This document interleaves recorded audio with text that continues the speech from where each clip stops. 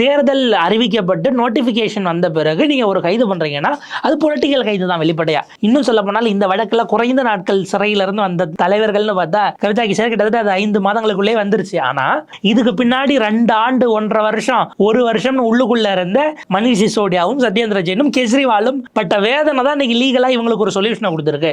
ஆர்டர்ல ரொம்ப தெளிவா ஒரு விஷயம் சொல்றாங்க. இதுல எல்லாமே நமக்கு அடுத்தடுத்து நாளைக்கு அரவிந்த் கெஜ்ரிவால்ல இருந்து செந்தில் பாலாஜி வரைக்கும் பாயிண்ட் நிக்கக்கூடிய பாயிண்டான வழக்கு விஷயங்கள்ல இன்னைக்கு ஆர்டர்ல குறிப்பிடுறாங்க. முதல் விஷயம், அவங்க உள்ள இருக்கணுங்கிறீங்க.